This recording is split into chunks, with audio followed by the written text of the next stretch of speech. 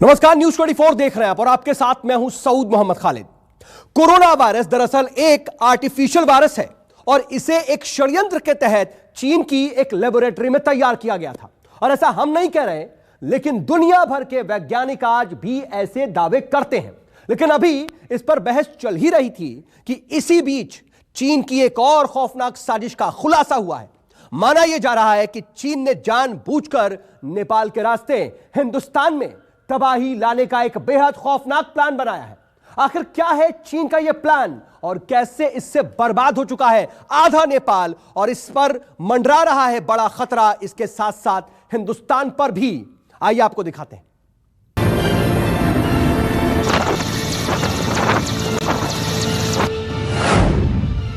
Dragon की साजिश का एपी सेंटर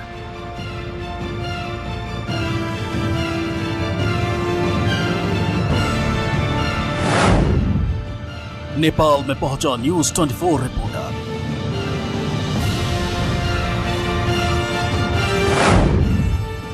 चीन की पानी वाली चाल।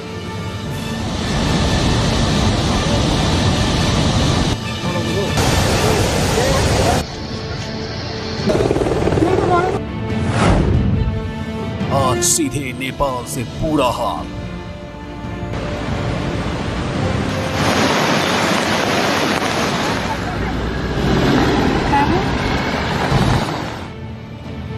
कहीं बिखर गया आशियाना, कहीं बह गई गाड़ियां,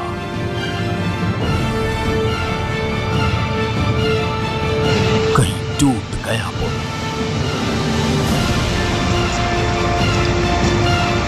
कहीं बह गई जिंदगी। तबाह हो चुका है नेपाल, बर्बाद हो चुका है नेपाल, विनाश की कगार पर पहुंच चुका है नेपाल।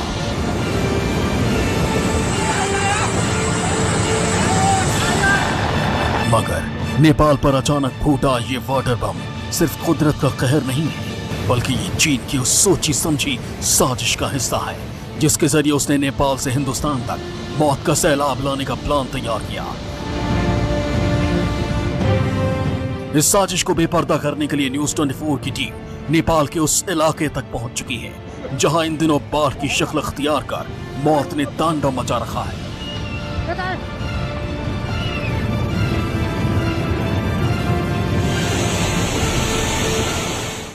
नेपाल में आई बाढ़ में अब तक 200 लोगों की मौत हो चुकी है, तो वहीं 400 से भी ज़्यादा लोग लापता बताए जा रहे हैं। हज़ारों ने अपना आशियाना खो दिया है।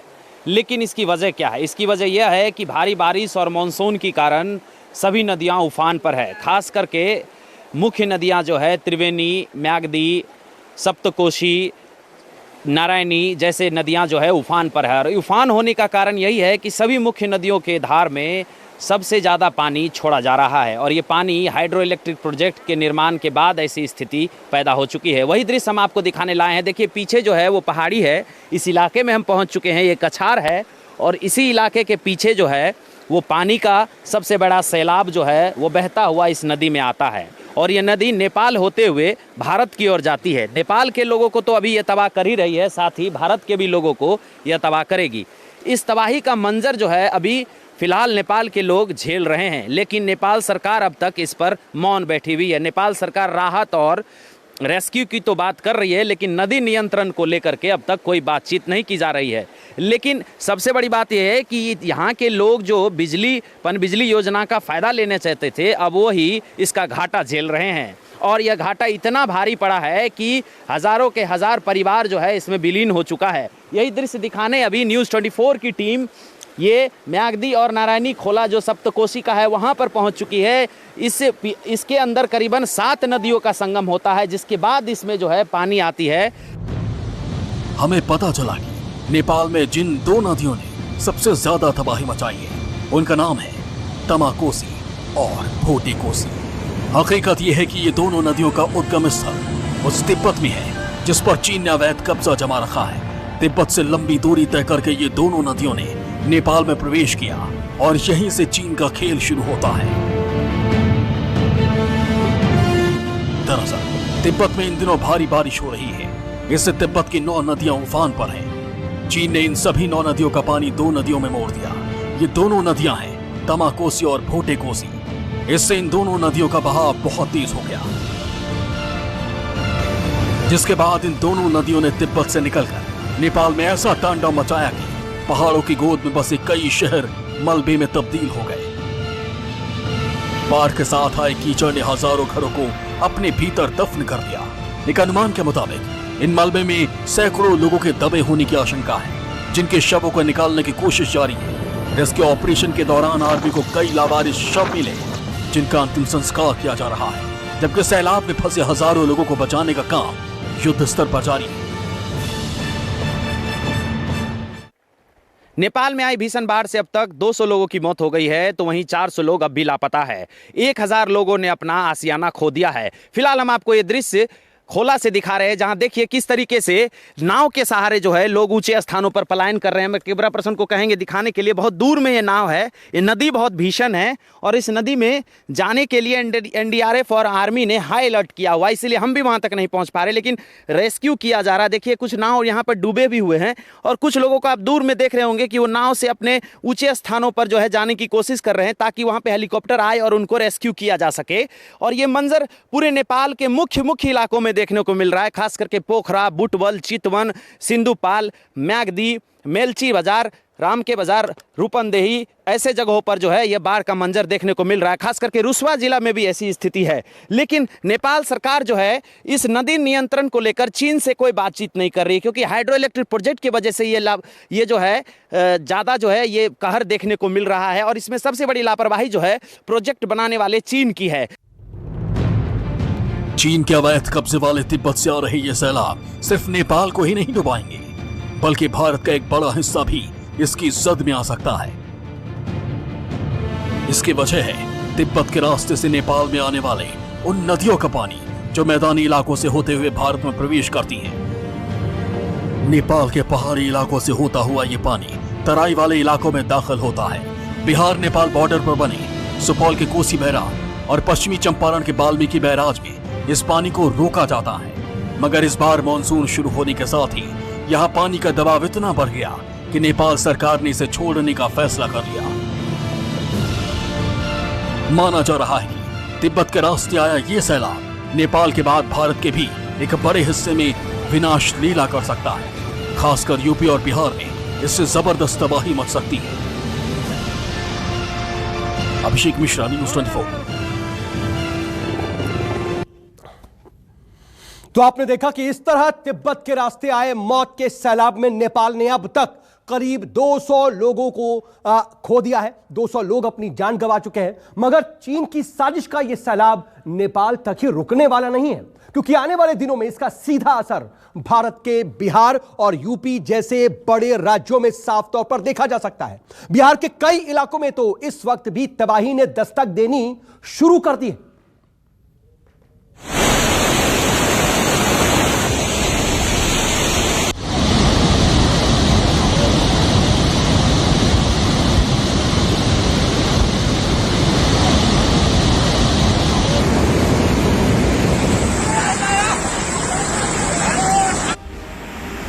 नेपाल और बिहार बॉर्डर पर बने गंडक बैराज से छोड़े गए पानी ने बिहार के कई जिलों को पूरी तरह जलमग्न कर दिया। तस्वीरें सारण जिले की हैं, जहां गंडक नदी ने रौद्र रूप अख्तियार कर लिया है। हालात कुछ ऐसे हैं कि दर्जनों गांव पूरी तरह पानी में डूब चुके हैं। यहां लोग छोटे छोटे नावों में सवार होकर सुरक्षित ठिकानों की तलाश में भटक रहे हैं। माधोपुर हजारी बांध से दक्षिण लगभग 20,000 आबादी वाले गांव है, जहां कोई सड़क की सुविधा नहीं है। स्थिति है कि बाढ़ के समय अधिकारी मिल करके रोड को जानबूझ करके पुल के नाम पर काट दिए जाते हैं। 5-5 करोड़ की टेंडर होती है और बाढ़ में यह दह जाती है, फिर क्षतिपूर्ति में चली जाती है। स्थिति आज है कि चारों तरफ से रोड कटा हुआ है, बाहर निकलने का कोई साधन नहीं है। सारे लोग किसी तरह जान बचाकर अपना बाहर निकल रहे हैं। जो हाल सारण का है वही हाल मुजफ्फरपुर का। नारायण नदी में उफान आने की वजह से दर्जनों गांव बाढ़ की चपेट में हैं। नेपाल से पानी छोड़े जाने की वजह से अचानक आए सैलाब ने किसी को संभलने का मौका नहीं दिया। अब लोग किसी तरह छोटे छोटे नाव के जरिए सुरक्षित ठिकानों की तलाश कर रहे हैं। जो सुरक्षित ठिकानों तक पहुंच भी गए वो भूख और प्यास से बेहाल हैं। हम अभी खड़े हैं सारण जिला के तरैया प्रखंड के जमींदारी बांध पे, जिसके एक तरफ माधोपुर पंचायत है तो वहीं दूसरी तरफ चंचलिया पंचायत है। यहाँ पे आप देख सकते हैं कि किस तरीके से एक जगह कटाव हो रहा था, जिस कटाव को रोकने के लिए यहाँ गंडक के इंजीनियर और अन्य लोग जो मजदूर हैं वो यहाँ पे पिकेट डाल रहे हैं। ये इसको क्या कहा जाता है? इस तस्वीरें बता रही हैं कि बाढ़ की वजह से हजारों लोग बेघर हो चुके हैं, मगर जिले के अधिकारी का दावा है कि हालात पूरी तरह काबू में है। पारू प्रखंड और साहेबगंज प्रखंड अंतर्गत कुछ पंचायतों में चूँकि गंडक का पानी नेपाल से छोड़ा गया था, तो चांदकेवाड़ी पंचायत में और साहेबगंज का रूप छपरा पंचायत में कुछ पानी का यानी जलस्तर कुछ बढ़ा था, लेकिन जलस्तर कम हो रहा है। और हम लोग तटबंधों का निरीक्षण किए हैं और पूरी तैयारी किए हुए हैं। जहाँ नाव की व्यवस्था हो वहाँ नाव की व्यवस्था कराएंगे, जहाँ आवश्यकता पड़ेगी सामुदायिक किचन का सामुदायिक किचन चलाएंगे। और पैनी निगाह हम लोग बनाए हुए हैं कि किसी प्रकार की कोई समस्याएं नहीं आए। बाढ़ ने बिहार के लखीसराय का भी बुरा हाल कर दिया है। बाढ़ के रौद्र रूप की वजह से सड़कें और हाईवे जलमग्न हैं। जिले के किउल नदी उफान पर है। सैलाब का पानी बढ़ने से कटाव का खतरा बढ़ गया है, इसलिए नदी के किनारे रहने वाले लोग डरे हुए हैं। खतरे को देखते हुए इलाके से पलायन का दौर भी शुरू हो गया है। तस्वीरें बेतिया की हैं, जहां बाढ़ का पानी इतना बढ़ गया कि 5 दिनों तक आवागमन पूरी तरह बंद रहा। अब जब पानी का स्तर थोड़ा कम हुआ है तो लोग अपनी जान जोखिम में रखकर इस तरफ से उस तरफ जाने को मजबूर हैं। जीव जंतु से क्षति होता है, आदमी से लेकर पशु पक्षी से लेकर माल जाल से लेकर अपना फसल जो भी धान गेहूँ होता है, इधर बिल्कुल फसल नाम का कोई चीज़ ही नहीं है 3 साल से। उसका कारण क्या है? इसका कारण है पुल। तो पुल का तो अभी तो बन रहा था, फिर पता नहीं क्या हुआ क्या नहीं हुआ, पुल का काम रुक गया। केंद्र सरकार का dream project all weather road पहले ही बरसात में जमींदोज हो गया। तस्वीरें उत्तराखंड के चंबा की हैं, जहां ऋषिकेश गंगोत्री नेशनल हाईवे पर 4 धाम प्रोजेक्ट के तहत एक सुरंग का निर्माण कार्य चल रहा था, मगर सुरंग को जोड़ने वाली सड़क पहली बरसात भी नहीं झेल पाई और धंस गई। राहत की बात यह है कि हादसे में किसी की जान नहीं गई। सर दिक्कतें तो बहुत ज़्यादा हैं। दिक्कतें हम बयान नहीं कर सकते हैं कितनी दिक्कतें हमें। ये जो टनल का रास्ता है, ये जो ऋषिकेश से गंगोत्री ये बद्रीनाथ जो रोड जा रही है वो पूरी तरह से क्षतिग्रस्त है। जितने भी पुस्ते कंपनी के द्वारा लगाए गए हैं, एक भी पुस्ता मुझे सही ढंग से दिखता नहीं है और दिन पर दिन एक एक करके सब पुस्ते बह रहे हैं। इससे आप देखिए कि क्या यात्रा होगी, क्या कुछ होगा, क्या आना जाना होगा। अभी इसके ये हाल हो गए। आगे तो बरसात अभी बहुत ज़्यादा होनी है, जिसमें कि अभी गरीब वालों के भी यहाँ पे कई बार के मुआयने हो चुके हैं, लेकिन किसी प्रकार का कोई समस्या का समाधान नहीं निकल पा रहा है। और अभी पहली बरसात में ही इनका ये हाल हो गया है, तो आगे क्या स्थिति होगी। और रोड की भी ऐसी स्थिति कि कुल्टी की तरफ तो रोड पूरा बंद ही हो गया है। अब इधर पुल के इसके सुरंग के नीचे से तो गाड़ियाँ जानी बंद कर दी हैं, उधर से उन्होंने मट्टी मुट्टी डाल के पत्थर डाल के बंद कर दिया है। और इधर से भी अब ऊपर से ये महर जी का मकान है, ये सारे नीचे आने वाले हैं। पूरी रोड कहीं पे भी जाने लायक नहीं रही ये रोड। तस्वीरें ऋषिकेश की हैं, जहां पहाड़ों पर बारिश होने की वजह से गंगा नदी का जलस्तर बढ़ता जा रहा है। हालात को देखते हुए प्रशासन पूरी तरह सतर्क है और लोगों को नदी से दूर रहने की सलाह दी जा रही है। मैं एक तस्वीर आपको त्रिवेणी घाट के पास की दिखाने की कोशिश कर रहा हूँ। मैं चाहता हूँ कि जो मंदिर है, मैं मंदिर की तस्वीर दिखाऊंगा। मैं कहूँगा कि एक बार थोड़ा सा मंदिर दिखाने की कोशिश करें कि जो घाट के पास मंदिर बना है वो पूरी तरीके से डूब चुका है और ये पानी लगातार ऊपर चढ़ रहा है। यहाँ के जो स्थानीय लोग हैं वो बता रहे हैं कि पानी एकाएक घटा था लेकिन एकाएक बढ़ने लगा। ये जो आप देख रहे हैं तस्वीरों में, ये यहाँ के एसपी रूरल हैं और ये यहाँ मुआयना करने आए हैं कि कुछ बात बताया गया कि सामान यहाँ बह गया है, कुछ लोग नहीं हैं और एहतियातन अलर्ट जारी किया गया है। ये तस्वीरों के माध्यम से आप देखें, ये पानी लगातार चढ़ता जा रहा है। ये जो आप देख रहे हैं आरती स्थल इसे कहा जाता है। ये आरती स्थल ऋषिकेश के उस त्रिवेणी घाट का है जो फ़िलहाल पूरी तरीके से डूब चुका है। इस घाट के यहाँ तक पानी आ गया है। घाट से काफ़ी दूर ये पानी था जहाँ पूजा होती थी, और अब जो पानी का बहाव है अगर आप देखें तो पूरी तरीके से पानी लगातार बढ़ रहा है। अभी थोड़ी देर पहले हम ये तस्वीर दिखा रहे थे कि पानी धीरे धीरे बढ़ रहा है, लेकिन एकाएक पानी बढ़ने लगा है। जहाँ तक पानी आ गया है मंदिर पूरा डूब चुका है। एहतियातन इसको खाली कर दिया गया है और माना जा रहा है कि इस इलाके को पहले ही अलर्ट किया गया था, क्योंकि अलकनंदा और जो भगीरथी है अपने उफान पर है।